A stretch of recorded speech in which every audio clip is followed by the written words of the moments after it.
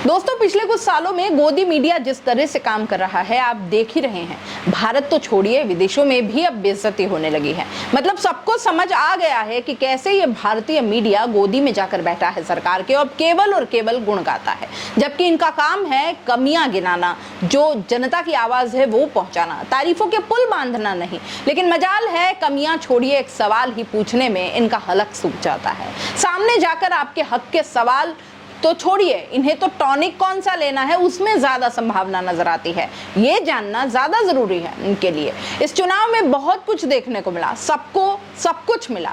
ये अपने आप में इतना अनोखा चुनाव है कि इसमें हर आदमी या हर पक्ष कहीं ना कहीं खुश है। जनता खुश है कि उसने अहंकार तोड़ दिया, नेताओं का, पार्टियों का, सरकार का। मोदी जी खुश हैं कि चलो सबसे बड़ी पार्टी तो उनकी भाजपा ही बनी। विपक्ष खुश है कि देखिए इतना मजबूत विपक्ष तो आजाद हिंदुस्तान में कभी रहा ही नहीं था। कांग्रेस पार्टी खुश है कि उसने अपना परफॉर्मेंस डबल से भी बेहतर कर लिया है। सबको कुछ मिला है, जनता ने सबको खुश किया है। लेकिन एक वर्ग है दोस्तों जिसने खोया ही खोया है, जिसकी साख कभी वापस नहीं आ सकती, और वो है मीडिया।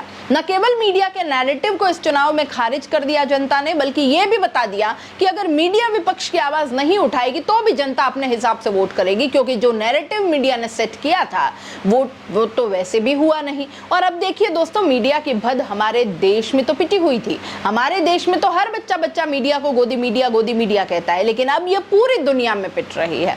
दोस्तों, संडे टाइम्स नाम का एक विदेशी वेबसाइट है, बहुत बड़ी वेबसाइट मानी जाती है, और इसमें प्रधानमंत्री रहते हुए मोदी जी की ये जो परफॉर्मेंस रही, जिस तरह का रिजल्ट रहा, उसको लेकर के एक लंबा चौड़ा आर्टिकल लिखा है। इसमें उन्होंने बताया है कि कैसे भाषणों में प्रधानमंत्री मोदी ने धार्मिक ध्रुवीकरण किया, और अब मोदी जी को उन नेताओं के भरोसे, उन गठबंधन के पार्टियों के भरोसे रहना पड़ेगा जो कहीं ना कहीं मुस्लिमों के प्रति एक सॉफ्ट कॉर्नर रखती हैं, चाहे वो टीडीपी हो, चाहे वो नीतीश कुमार हो। लेकिन इसके अलावा दोस्तों, इस आर्टिकल में एक विशेष बात लिखी गई, जिसको अगर रूबिका लियाकत पढ़े तो उन्हें बड़ी शर्म आ जाएगी। रूबिका लियाकत को इस आर्टिकल में उपासक पत्रकार यानी कि वर्शिपफुल जर्नलिस्ट लिखा गया है। दोस्तों, रूबिका लियाकत के इंटरव्यूज में प्रधानमंत्री ने सबसे पहले कहा था कि जब तक उनकी माताजी जिंदा थी तब तक तो उनको एहसास था कि वो बायोलॉजिकल हैं, लेकिन जब उनकी माताजी का देहांत हो गया तब से उन्हें इस बात का अचानक से एहसास होने लगा है कि वो नॉन बायोलॉजिकल हैं, और परमात्मा ने उन्हें किसी विशेष काम के लिए भेजा है, और परमात्मा के वो विशेष दूत हैं। इसके बाद तो मोदी जी ने इंटरव्यू पर इंटरव्यू देने शुरू कर दिए, और फिर हर जगह कहने लगे कि मैं परमात्मा का विशेष दूत हूँ, नॉन बायोलॉजिकल हूँ, मैं अविनाशी हूँ। मोदी जी ने अपने आप को परमात्मा घोषित कर दिया था, मैं अविनाशी हूँ। और देखिए, रूबिका का नाम लिए बगैर संडे पोस्ट ने उपासक पत्रकार शब्द का इस्तेमाल किया है। वर्शिपफुल जर्नलिस्ट यानी एक ऐसा पत्रकार जो मोदी जी की पूजा करता है। बताइए, मतलब कितनी शर्म की बात है, कितनी शर्म की बात है। हमारे देश में मीडिया की इतनी भद पिट रही है। यहाँ पर किसी एक एंकर की भद नहीं पिट रही, हमारे देश की मीडिया की बेइज्जती हो रही है। सोचिए, दुनिया का सबसे बड़ा लोकतंत्र, मदर ऑफ डेमोक्रेसी, और मीडिया की ये स्थिति। उनके लिए वर्शिपफुल जर्नलिस्ट यानी कि उपासक पत्रकार जैसे शब्दों का इस्तेमाल हो रहा है। इस आर्टिकल में इस बात का भी जिक्र है कि कैसे आजाद हिंदुस्तान में पहली बार अमीर और गरीब के बीच की इतनी बड़ी खाई पैदा हो गई, जो ब्रिटिश राज के दौरान भी नहीं हुई थी। बड़ा सवाल यहाँ ये है दोस्तों कि मोदी जी इंटरव्यू में रूबिका लियाकत से ऐसे फालतू बातें कर रहे हैं कि मैं तो नॉन बायोलॉजिकल हूँ, जब से माता जी का देहांत हुआ है तब से मुझे अचानक ये एहसास हुआ है कि परमात्मा ने मुझे विशेष कार्य के लिए भेजा है।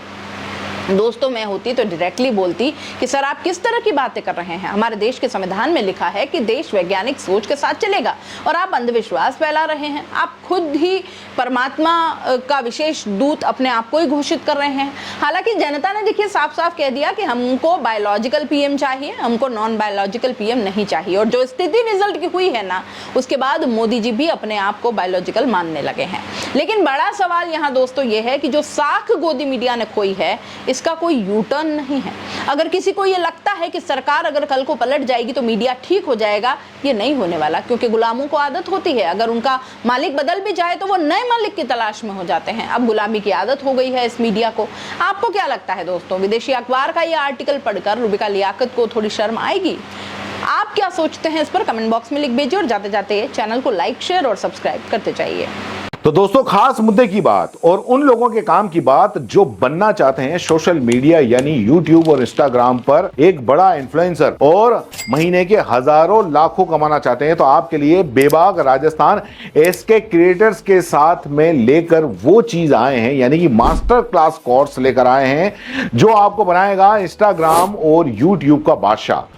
आप YouTube के चैनल पर 0 से लाखों सब्सक्राइबर और इंस्टाग्राम पर भी 0 से लाखों फॉलोअर्स कैसे बनाने हैं, कैसे बनेंगे, YouTube चैनल बनाने से लेकर लाखों सब्सक्राइबर गेन करने तक हर छोटी से छोटी जानकारी इस मास्टर क्लास के अंदर आपको सिखाई जाएगी। सब कुछ सिखाएंगे। 2 महीने की ये मास्टर क्लास है। हर हफ्ते 5 क्लास होंगी। आप बन सकते हैं 0 से हीरो। हर वो टेक्निकल नॉलेज जिसके बूते पर आप अपना चैनल ग्रो कर सकते हैं और लाखों कमा सकते हैं। तो देर किस बात की, नीचे लिखे नंबर पर कांटेक्ट करो और अपनी सीट बुक करवा लो, क्योंकि बहुत सीमित सीटें हैं। बाकी फीस कितनी है, आपको और क्या क्या जरूरी जानकारी चाहिए, वो सब कुछ आप इस नंबर पर पूछ सकते हो।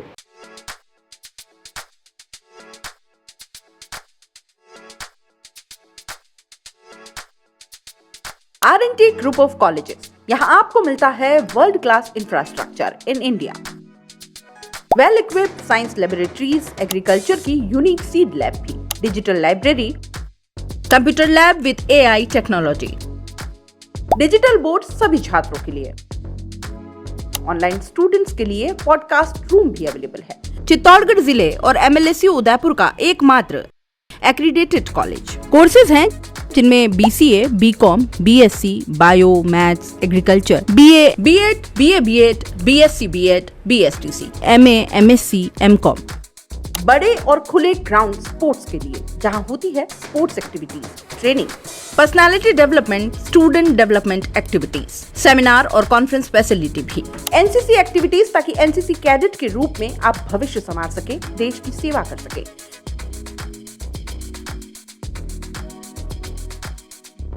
ये विजन है R&T and Vivekananda group of colleges के चेयरपर्सन डॉक्टर वसीम खान का। तो आज ही ज्वाइन करें R&T and Vivekananda group of colleges.